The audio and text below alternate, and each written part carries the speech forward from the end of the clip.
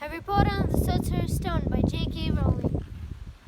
The Man with Two Faces. Master, I cannot hold him. My hands, my hands! And Quirrell, though pinning Harry to the ground with his knees, let go of his neck and stared, bewildered at his own palms. Harry could see they looked burned, raw, red, and shiny. Then kill him, fool, and be done, shrieked Voldemort. Quirrell raised his hand to perform a deadly curse, but Harry, by instinct, reached up and grabbed Quirrell's face. Ah! Quirrell rolled off him, his face blistering too, and then Harry knew. Quirrell couldn't touch his bare skin, not without suffering terrible pain. His only chance was to keep hold of Quirrell, keep him in enough pain to stop him doing the curse. Harry jumped to his feet, caught Quirrell by the arm, and hung down as tight as he could. Quirrell screamed and tried to throw Harry off. The pain in Harry's head was building. He couldn't see. He could only hear Quirrell's terrible shrieks and Voldemort's yells of, "Kill him, kill him, kill him!" and other voices, maybe in Harry's own head, crying, "Harry, Harry!" He felt Quirrell's arm wrenched from his grasp, knew all was lost, and fell into blackness, down, down, down. Something gold was glinting just about him. The snitch! He tried to catch it, but his arms were too heavy. He blinked. It wasn't the snitch at all. It was a pair of glasses. How strange. He blinked again. The smiling face of Albus Dumbledore swam into a view about him. "Good afternoon, Harry," said Dumbledore. Harry stared at him. Then he remembered. "Sir, the stone! It was Quirrell! He got the stone! Sir, quick! Calm yourself, dear boy. You are a little behind the times," said Dumbledore. "Quirrell does not have the stone." "Then who does?" "Sir, Harry, please relax, or Madame Pomfrey will have me thrown up." Harry swallowed and looked around him. He realized he must be in the hospital wing. He was lying in bed with white linen sheets, and next to him was a table piled up high, what looked like half the sweet shop. "Talking this from your friends and admirers," said Dumbledore, beaming. "What happened down in the dungeons between you and Professor Quirrell is a complete secret, so naturally the whole school knows. I believe you friends, Mr. Fred and George Weasley, were responsible for trying to send you a letter receipt. No doubt they thought it would amuse you. Madame Pomfrey, however, felt it might not be very hygienic and confiscated it. How long have I been in here?" 3 days. Mr. Ronald Weasley and Mrs. Granger will be most relieved you have come round, but they have been extremely worried. But sir, the stone! I see you are not to be distracted. Very well, the stone. Professor Quirrell did not manage to take it from you. I arrived in time to prevent that, although you were doing very well on your own, I must say. You got there? You got Hermione's owl? We must have crossed in midair. No sooner I had reached London than it became clear to me that the place I should be was the one I had just left. I arrived just in time to pull Quirrell off you." "It was you!" "I feared it might be too late." "You nearly were. I couldn't have kept him off the stone much longer." "Not the stone, boy. You. The port in vault nearly killed you. For one terrible moment there, I was afraid it has. As for the stone, it has been destroyed." "Destroyed?" said Harry blankly. "But your friend, Nicholas Flamel—" "Oh, you know about Nicholas?" said Dumbledore, looking quite delighted. "You did do the thing properly, didn't you? Well, Nicholas and I have had a little chat and agreed it's all for the best. But that means he and his wife will die, won't they? They have enough elixir stored to get their affairs in order, and then, yes, they will die." Dumbledore smiled at the look of amazement to Harry's face. "To one as young as you, I'm sure it seems incredible, but to Nicholas and Purnell, it's really like going to bed after a very, very long day.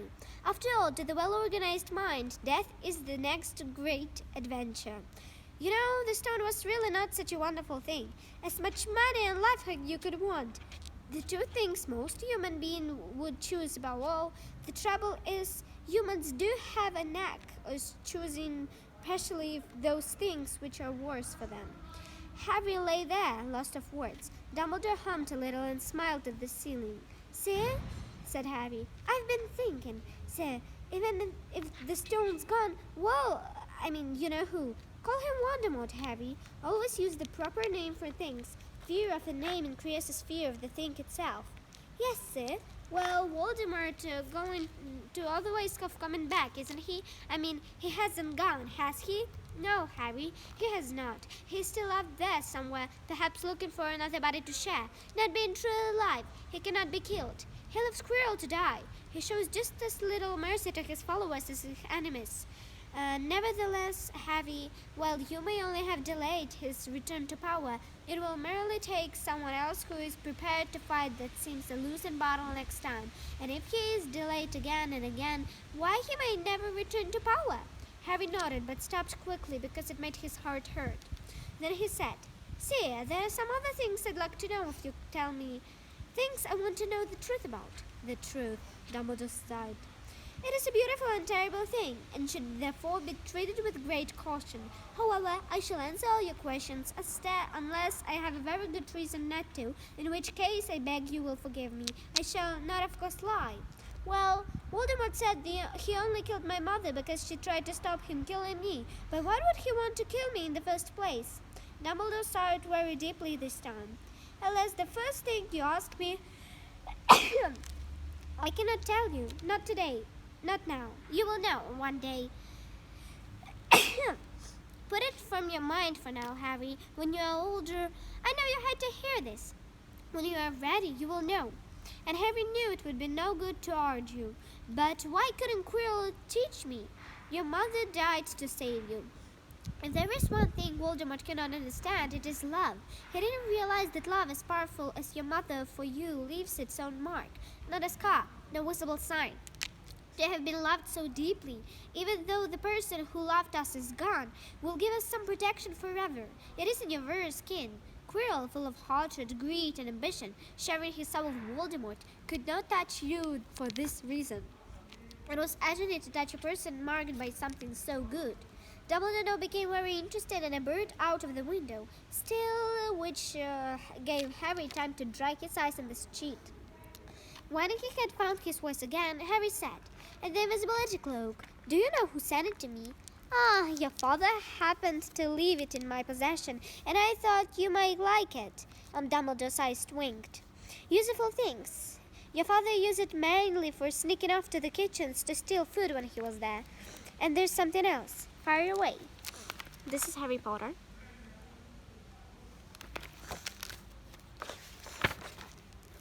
"Quirrell said Snape, Professor Snape, Harry. Yes, him. Quirrell said he hates me because he hated my father. Is that true?" "Well, they did try to detect each other, not unlike yourself and Mr. Malfoy. And then your father did something Snape could never forgive." "What?" "He saved his life." "What?" "Yes," said Dumbledore dreamily. "Funny the way people's minds work, isn't it? Professor Snape couldn't bear being in your father's debt. I do believe he worked so hard to protect you this year because he felt that would make him and your father quits. Then he could go back to hating your father's memory in peace." Harry tried to understand this, but it made his head pound, so he stopped. "And say, there's one more thing." "Just the one?" "How did I get the stone out of the mirror?" "Ah, now, I'm glad you asked me that. It was one of my more brilliant ideas, and between you and me, that's saying something. You see, only one who wanted to find the stone, find it, but not use it, would be able to get it. Otherwise, they'd just see themselves making gold to drink an elixir of life. My brain surprises even me sometimes. Now, enough questions. I suggest you make a start on these sweets. Bertie bought every flavor beans. I was unfortunate enough in my youth to come across a walnut-flavored one, and since then I'm afraid I've rather lost my liking for them. But I think I'll be safe with a nice toffee, don't you?" He smiled and popped the golden brown bean into his mouth. Then he choked and said, "Alas, earwax!" Madame Pomfrey, the matron, was a nice woman, but very strict. "Just 5 minutes," Harry pleaded. "Absolutely not." "You let Professor Dumbledore in." "Well, of course, that was the headmaster, quite different. You need rest." "I'm resting, look, lying down and everything." "Oh, go on, Madame Pomfrey." "Oh, very well," she said, "but 5 minutes only." And she let Ron and Hermione in. "Harry!" Hermione looked ready to fling her arms around him again, but Harry was glad she held herself as its head was still very sore. "Oh, Harry, we were sure you were going to. Dumbledore was so worried." The whole school's talking about it, said Ron. What really happened? It was one of those rare occasions where the true story is even more strange and exciting than the wild rumors. Harry told them everything. Quirrell, the mirror, the stone and the Voldemort. Ron and Hermione were a very good audience. They gasped in all the right places, and when Harry told them what was under Quirrell's turban, Hermione screamed out loud.